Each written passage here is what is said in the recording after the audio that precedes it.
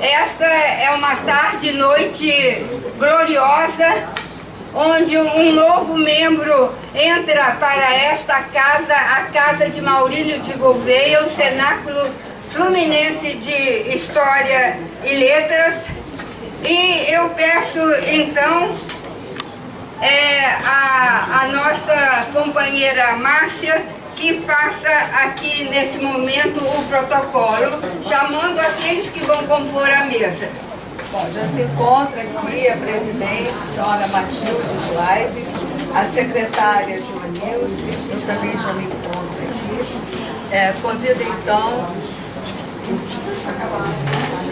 Convido então o senhor Gentil, nosso anfitrião. Obrigado.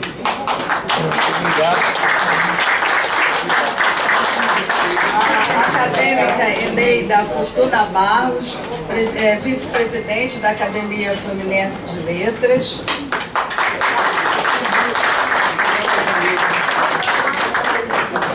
O senhor Marcos, presidente do Instituto Histórico e Geográfico de Niterói.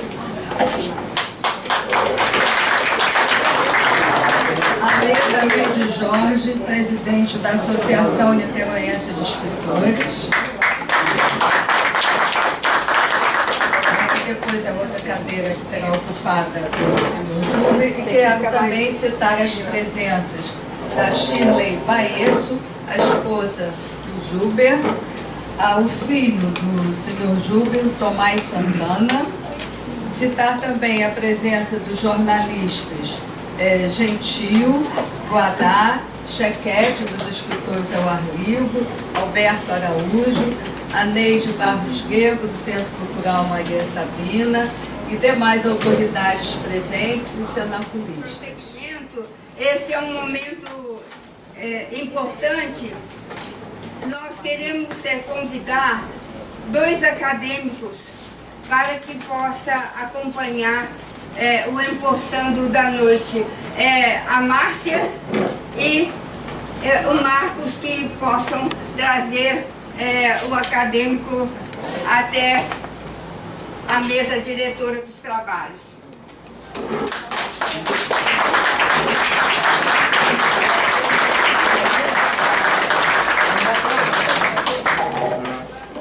E eu que vou fazer esta saudação. Ilustres componentes da mesa, diretora dos trabalhos, meus senaculistas, minhas acadêmicas, meus acadêmicos. Nesses dias de março, tomada por um grande alumbramento, verdadeiro júbilo, por aqui estar a saudar um novo companheiro, advogado e também mineiro como eu. Juber Baesso, que aqui está nessa antiga cidade imperial de Niterói, cidade que se tornou imperial por decreto de D. Pedro II. As academias de letras, elas prestam um serviço inestimável ao manter a permanência da cultura e da história com os momentos edificantes dos homens, momentos como estes. Assim, o nosso Cenáculo Fluminense de História e Letras cumpre hoje, mais uma vez, um de seus mais nobres deveres ao cultuar a imortalidade de seus acadêmicos. Os Baessos, eles chegaram aqui por volta de 1888, ano em que a abolição da escravatura está se fazendo num período de grande tormenta naquela época, mas acredito que não muito mais tormentoso do que o período atual. Eles são, os Baesso, originários de Pádua, na Itália, cidade muito importante, a segunda universidade depois da Universidade de Bolonha, e que na realidade contam que a Universidade de Pádua, ela foi criada por um grupo de professores que estava se queixando que lá em Bolonha eles não estavam podendo propalar as suas ideias e nem fazer as suas pesquisas. O certo é que a Universidade de Pádua, já por volta de 1222, lá funcionava a Faculdade de Física, onde lecionou Galileu Galilei. Vocês imaginam a importância de Pádua e dessa região? E os baeços aqui chegaram, vindo através do vapor Malabar. Saíram de Gênova e com destino à cidade de Bom Sucesso. Baeço não é um sobrenome assim tão frequente, um sobrenome italiano muito comum, mas é bastante típico do centro-norte da Itália. Esse centro-norte ele é muito desenvolvido. Eu gostaria de fazer um parêntese aqui, já estive, ainda mais naquela região de Lucas, que meu sogro de Lucas veio, e Júlio Vane também era lá da região de Lucas. E, na realidade, Baeço, pelo que eu procurei levantar, parece exprimir algum tipo de relação com determinada abadia.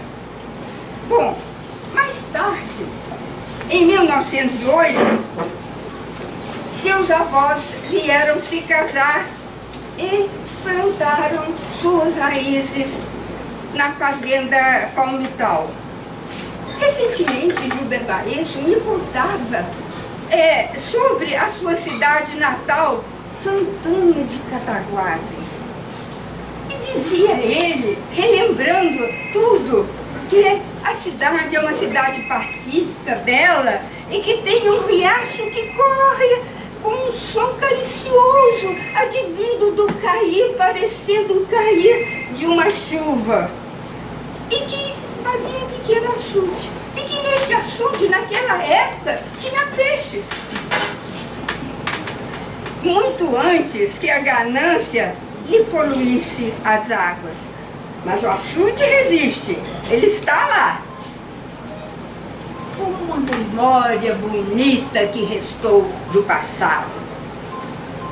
Na torrente de suas lembranças, disse que sua cidade natal parece até mesmo ter uma atmosfera almiscarada, possuindo um cinturão de montanhas verdejantes remanescentes da Mata Atlântica, cravejadas de relva verdinha, numa vastidão translúcida. Gilber Baeço saiu de lá bem menino, mas ainda se lembra, e como se lembra, dos galpões que eram bem cuidados, dos cavalos pastando, das curvas das colinas e do brilho do sol refletido na água, e as abelhas zumbindo nos verões inclementes dos sertões do leste de Minas Gerais. Até hoje, ele sente o cheiro dos bois, o cheiro da cana caiana, dos unguentos, do feno e dos cereais que fazem a miscelânea de uma cidade do interior e que jamais ele deixou de apreciar. Para ele, este é o cheiro da liberdade que ele guardou consigo. Liberdade que é o segundo nome de Minas Gerais, segundo Tancredo Neves. Santana de Cataguases está inserida na bacia do Rio Paraíba do Sul, o mesmo rio que rola no peito de campistas. Sua cidade é banhada pelo Ribeirão da Fumaça. Fumaça de tempos tão queridos e novidades. E historiadores acreditam que o nome Santana de Cataguases advém da tribo indígena que lá morava, dos Cataguás. Índios guerreiros, valorosos, a tal ponto que nos primórdios de nossa colonização, Minas Gerais, acreditem vocês, se chamava Minas dos Cataguases. Essas terras eram conhecidas desde o século XVIII, mas o governo português, querendo preservar o ouro que vinha daquela região, dizia que aquilo era terra inóspitas e que os índios eram muito violentos, querendo assim impedir o descaminho do ouro, e aí espalhavam sobre essa questão da violência existente na região. E a história desse lugar se intercruza com Guido Marliere. Guido Marliere foi um dos diretores gerais dos índios de Minas Gerais. Quem foi Guido Marliere? Eu tenho certeza que vocês conhecem uma descendente deles, uma descendente de Guido Marliere, que vive aqui entre nós no estado do Rio. Ela já foi uma modelo famosa e foi ela mesma que contava sobre Guido Marliere. Eu estou falando de Luma de Oliveira. Ela é trineta de Guido Marliere, que viveu no século XIX. E segundo o seu próprio relato, advindo daí os seus gestos pelas aventuras da vida. Também, sobre os índios, temos o relato de Sebastião Fontoura, nascido em 1929 na terra de Gilber Baesso, de Santana de Cataguás. Ele é descendente de índios e ele nos conta, na realidade, tudo aquilo que acontecia lá em Santana de Cataguases, e hoje ele mora em Miraí, cidade vizinha, que é a cidade vizinha da minha cidade, Visconde do Rio Branco. Miraí, vocês conhecem. Miraí é quando aquele cantor falava da professorinha que me ensinou o beabá. Ai, que saudades da Mariazinha. Vocês lembram dessa música? Mas, minhas senhoras e meus senhores, honra-nos esta alta responsabilidade de saudar o novo cenaculista. Porém, quero também relembrar aqui poeticamente o que nos diz o escritor Afonso Romano de Santana, que é lá de Juiz de Fora, e Juiz de Fora chama Juiz de Fora porque o juiz vinha de fora. E aqui em Niterói nós tivemos também um juiz que veio de fora, o primeiro juiz e que deu nome a uma rua importante aqui em Niterói, José Clemente. Mas, então, Afonso Romano de Santana, mineiro da mesma zona da mata que é cantada em prosa e verso. E ele assim nos fala: Minas é um estado plural. Plural em seu nome, plural em seus mistérios, plural em seus mineiros. Foram sábias as suas palavras. E assim eu quero falar desse mineiro plural que é Gilber Baesso, sendo que seu currículo é um verdadeiro livro e muito estimulante. Ele chegou em Niterói por volta de 1980 e fez a Faculdade de Direito de Suesc. Mas ele também tem licenciatura plena em Letras e Pedagogia. E o mais interessante é que um dia, no pós-graduação, ele conheceu uma moça.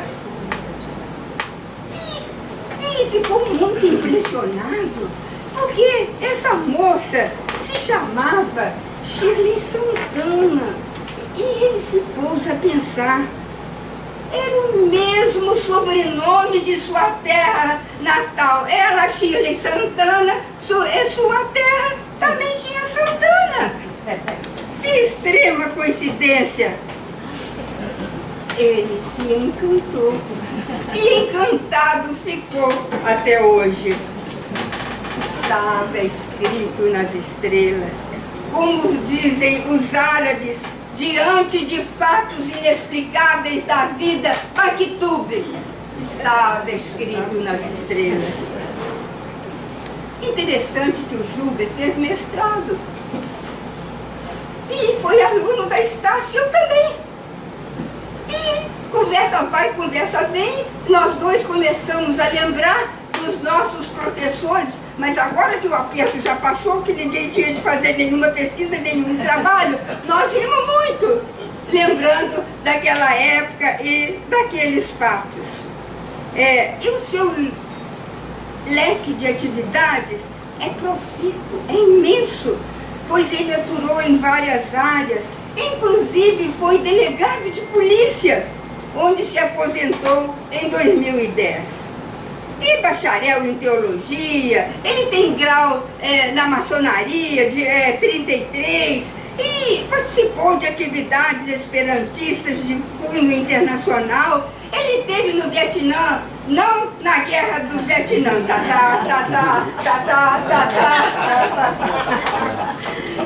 mas esteve na Islândia, esteve na Argentina, na França e muitos outros lugares onde ele atuou com galhardia. Tem participado de várias antologias e vivido com ardor no meio literário niteroense, onde lançou exitosamente, há poucos meses, o seu magistral livro Livraria Ideal, História de um Ponto de Encontro de Intelectuais de Niterói. Nesse livro ele ressaltou a importância da livraria ideal e no meio dessa intelectualidade ele fala sobre Silvestre Mônaco, fala sobre Carlos Mônaco e daquele ponto que se consolidou como um dos principais centros culturais de Niterói. Bom, um jornalista chamado Fabrício Azevedo, ele relata que em sua última pesquisa, promovida pela Fundação ProLivro, demonstra que o número de leitores ele vem crescendo. Juber Baesso e a Shirley, eu também, acreditamos até, porque nós três, por coincidência, nós temos o Kindle. E eu já avisei a todos, a meu marido, a meu irmão, estou avisando a vocês. Se algum dia eu for presa, não esquece de mandar o meu Kindle para ficar comigo. Porque através do Kindle, é o leitor eletrônico, nós podemos comprar, abaixar jornal, livros, né? Então é de extrema companhia. E desse jornalista, ele vem, então, a falar. Com a evolução tecnológica, as pessoas passaram a ler mais.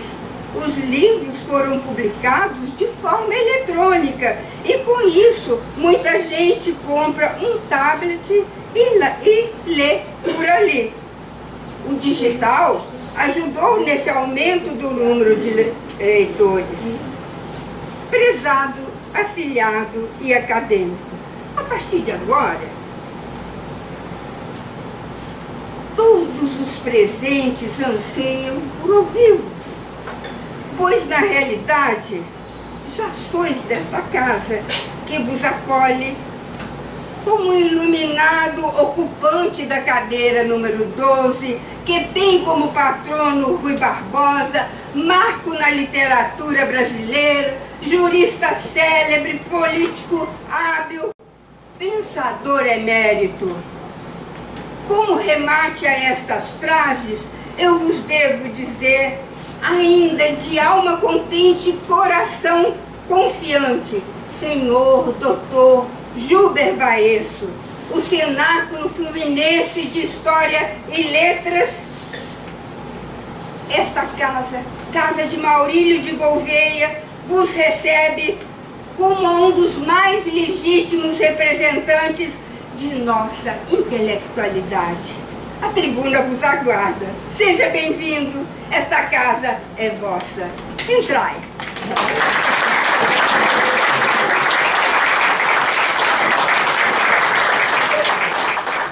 Possa ler o juramento acadêmico.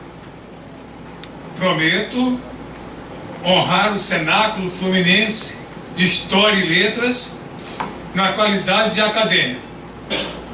Afirmar-me responsável pela evolução moral, histórica e literária desta entidade. Como imortal, declaro comprometer-me com a geração de proposições fiéis à evolução e ética do processo cultural de nossa cidade.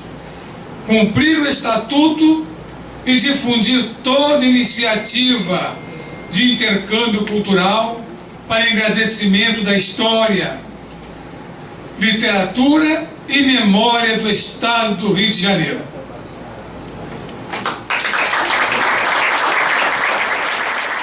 Então, né, a primeira secretária para que leia o termo de posse.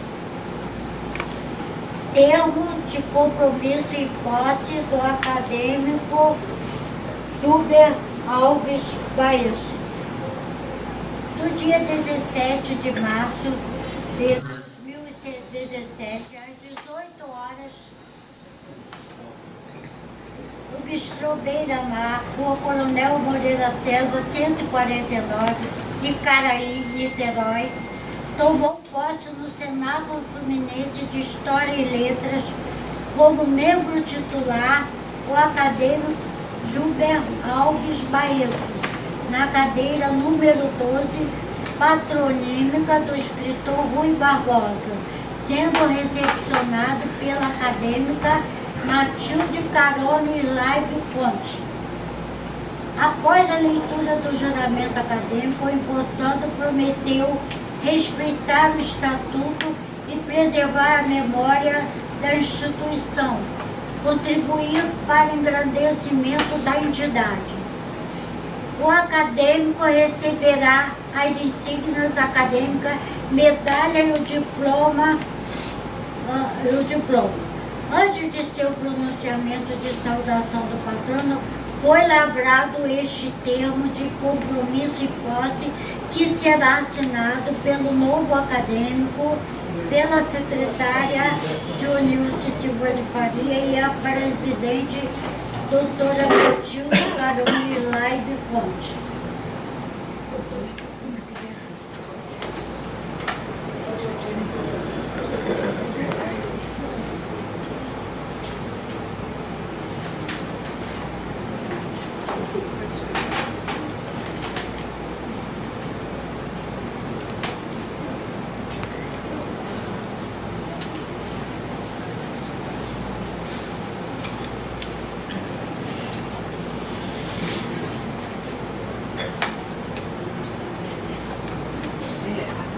A partir, né, então, desse momento, nós vamos entregar o diploma e eu pediria a Márcia que colocasse a medalha.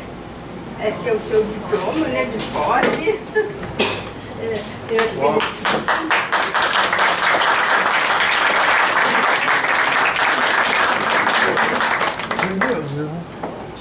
Senta aí, por favor, tá bem tapando o diploma dele. Sim. Vai fora um pouquinho isso,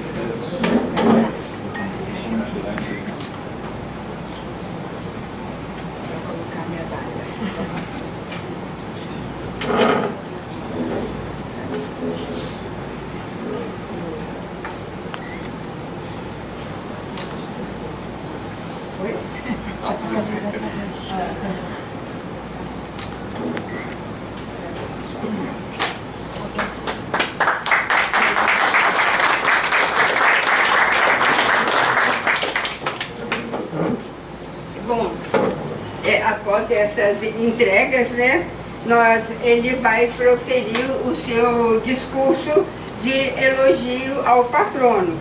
e antecessores, se houver. Excelentíssima senhora, doutora Matilde Carone Slade Conte, muito digna presidente do Cenáculo Fluminense de História e Letras. Excelentíssimas autoridades integrantes da mesa, excelentíssimos cenaculistas, senhoras e senhores, queridos familiares,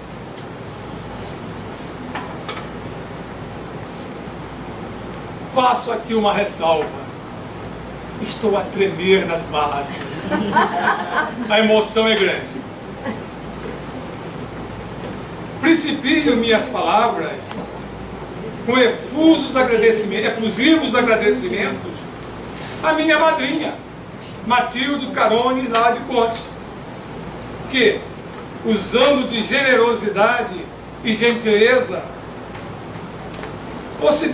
possibilitou-me estar aqui nesta oportunidade solene. A escritora, artista plástica e escultora Matilde Carone Slade Conte, minha conterrânea da zona da Mata Mineira, eu de Santana de Cataguases, ela de Visconde do Rio Branco,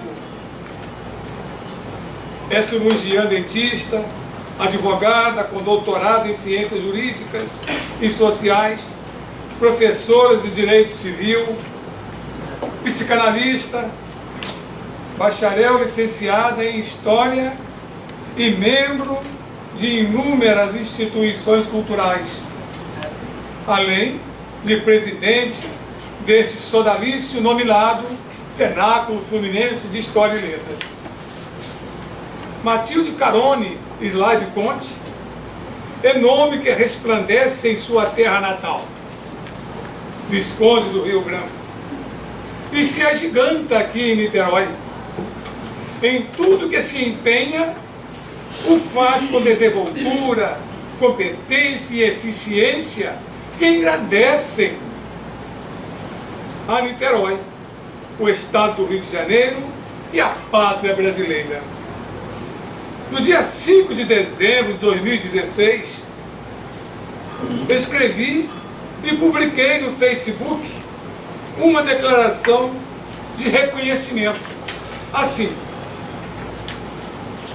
fim de semana, no final da tarde de sexta-feira, logo após o término da solenidade em memória de Euclides da Cunha, na Academia Fluminense de Letras, convidado, fui à casa do casal Matilde e José França Conte para conhecer alguns textos sobre a trajetória do Cenáculo Fluminense de História e Letras. Ele, um fidalgo, recebeu-me com honrosa cortesia e elegância. Ela, gentilmente, mostrou-me os referidos textos e alguns de seus vários livros já publicados. Ofertou-me um exemplar do Em Nome do Pai, Epopeia da Imigração Libanesa, que autografou assim: para o meu particular amigo, acadêmico Júber Baesso, a minha particular admiração. Matilde Carone Slade Conte, Niterói, 2 de dezembro de 2016. Passei, gente, o final de semana lendo essa obra que ultrapassa em conteúdo o que sugere o título. É um conjunto de ensinamentos sobre imigração, geopolítica, história, economia, sociologia, psicologia. Por si só, esse livro já explica e justifica a indicação de Matilde Carone Slade Conte para receber o título de intelectual do ano 2016. Parabéns, amiga.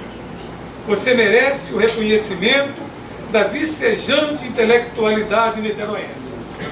Júlia Baesso, foi o que eu publiquei.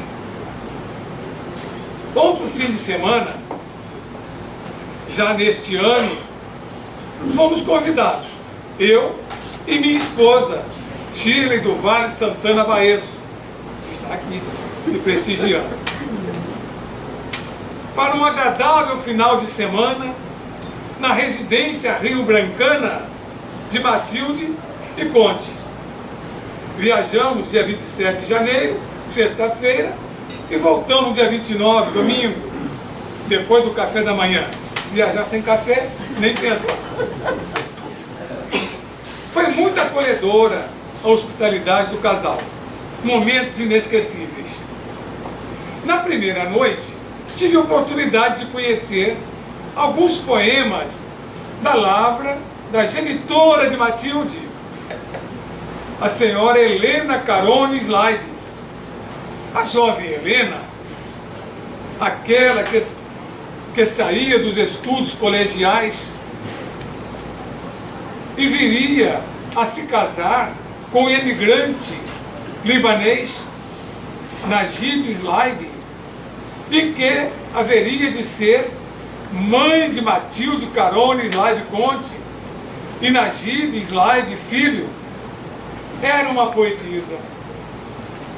De suas construções poéticas, encantou-me sobremaneira o que transcrevo. Adeus, vida colegial. Tudo passa, passou também. A nossa vida estudiosa, só nos resta, deste tempo, uma lembrança saudosa. Depois que estamos formados, adeus, irmãs minhas queridas, adeus, colegas, discursos que jamais serão esquecidos. Findará a vida folgazã dos jogos e também das rodas. Levaremos só orações, e o saber de nossos lábios sairão para educar e elevar as almas e os corações. Foi assim que eu passei um final de semana na casa da nossa amiga doutora Matilde Carone Slaib Conte. Temos que falar um pouco do patrono da cadeira número 12. Volto-me agora para o patrono da cadeira número 12, Rui Barbosa, desta Casa de Cultura, Cenáculo Fluminense de História e Letras. Rui Barbosa de Oliveira, o Águia de Aia, por ser quem é, dispensa a adjudicação de novos adjetivos, além dos que historicamente lhe são atribuídos. O combativo meritocrata era filho do médico João José Barbosa de Oliveira e de dona Maria Adélia Barbosa de Almeida, que era prima sobrinho de João José. E, graças a isso, Rui Barbosa era primo neto de seu próprio pai. Rui Barbosa de Oliveira era sobrinho do barão de Mucuri e de Luiz Antônio Barbosa de Almeida, que foi presidente da província da Bahia. A ascendência do grande Rui Barbosa de Oliveira pode não explicar ou justificar sua grandeza, mas é componente da história genealógica do bravo patriota, cultor das ciências jurídicas e das letras. A advertência do grande Rui Barbosa, aos 2 de março de 1919, em conferência proferida em Juiz de Fora, engajado em sua campanha presidencial, Rui Barbosa dissera em suas primeiras palavras: concidadãos, a eloquência destas vozes, tantas e tão elevadas, que baixam das alturas do espírito, este rumor que sobe das entranhas da terra. Essa multidão, cuja massa evoca e condensa o concurso de milhões de almas ausentes. Este espetáculo que já se parece representar no cenário do futuro todas estas impressões de um passado que se despede, todos estes sinais de um mundo novo que assoma no horizonte, banhado em indecisa claridade. Tudo nos está mostrando que a consciência brasileira desperta, que a consciência brasileira está viva, que a consciência brasileira se reergue, que a consciência brasileira não se acha mais disposta a sofrer os coices das brutalidades, imbecilidades e ferocidades que convertem as repúblicas bastardas em espojadouros de instintos abjetos, costumes descarados e paixões vergonhosas.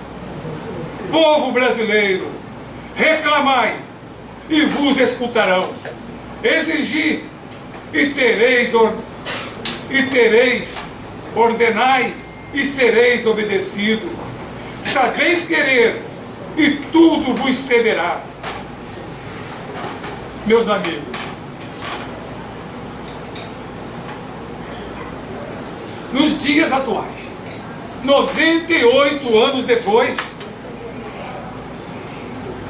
estas palavras ainda ecoam como prenúncio de dias melhores, mas que ainda estão mais distantes no tempo que imaginava e propalava nosso Patrício Rui Barbosa. Tenho que falar um pouco do empossando.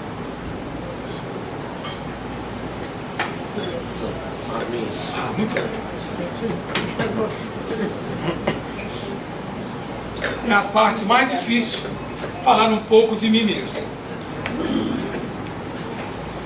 Ter chegado o momento de apontar alguns fatos da vida deste que jamais imaginou estar sendo empossado para tomar assento ao lado de expoentes da cultura, como de fato acontece nesta ocasião. Jamais imaginei isso. Lembro-me agora de meus sonhos de criança, quando lá na roça, lá na zona da Mata Mineira, pela manhã, depois de beber café, socado em pilão doméstico e adoçado com rapadura, espetava mudas de arroz na várzea adjacente a um açude que me engolia até a cintura. Na parte da tarde, com a velha roupa secando ainda no corpo, ia cuidar das plantações em terra seca. Noutras ocasiões, o menino que sonhava ser como um seu tio, sapateiro, consertador de sapatos, enquanto ia à frente de carro de bois, candeando-os pela estrada. O candeeiro é aquele que vai à frente, aquela guiadazinha. Certa vez, fui com o carreiro José Pedro transportar um carregamento de milho em espigas de uma fazenda para outra, numa distância de pouco mais de 1 légua. Para não causar demasiado cansaço aos bois, fomos durante o frescor da manhã. Carregamos o carro e deixamos para voltar com a luz do luar. O candeeiro dos bois vinha à frente, nas subidas e descidas da estrada, e também para abrir as porteiras. Na estrada plana, vinha o carreiro em pé no cabeçalho do carro de bois, e o menino candeeiro trepado em cima da carga. O carro rangia, cantando seu gemido triste sem fim. O candeeiro, sentado sobre a carga de milho, cantava: Abre a porta ou a janela, venha ver quem é que eu sou. Sou aquele desprezado que você me abandonou. Repeti inúmeras vezes esses mesmos versos cuja autoria ignorava, mas que se sabe ser da dupla Tonico e Tinoco. Repetia cada vez mais alto e mais desafinado. Abre a porta e a janela. O carreiro, seu Zé Pedro, um negro alto, magro, desdentado, com um vozeirão gritava: cala a boca, menino! Você está assustando os bichos do mar! A viagem seguia pela estrada, ladeada de matas. Noite enluarada, nenhuma viva alma se via passar, a não ser um ranchinho ou outro, com uma fogueira bem distante, fazendo fumaça. A vida deu muitas voltas, e muitas delas, como que voltando ao mesmo lugar, para dali partir novamente. Mas quem conhece alguém cuja vida não seja assim? Minha vida sempre foi e será fantasia, até minha última respiração, pois não me permitirei viver sem ilusão. Sonharei sempre. Já morando em Niterói, numa noite do ano de 2001, vindo de certa atividade no Rio de Janeiro e estando preocupado com algum suposto erro meu, já chegando à região oceânica, sozinho no carro, aqui um automóvel, o carro de bois, já ficou para trás. Veio a inspiração e parei num posto de abastecimento para, sentado na loja de conveniências, escrever em um guardanapo descartável o poemeto que segue: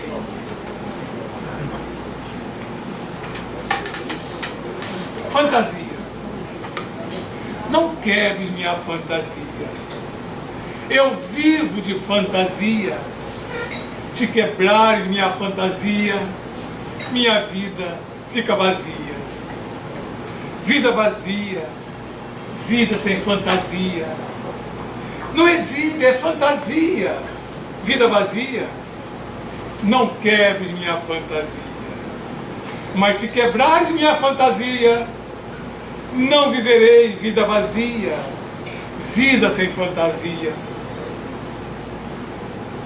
Estou terminando. Serei breve na finalização. Muito obrigado.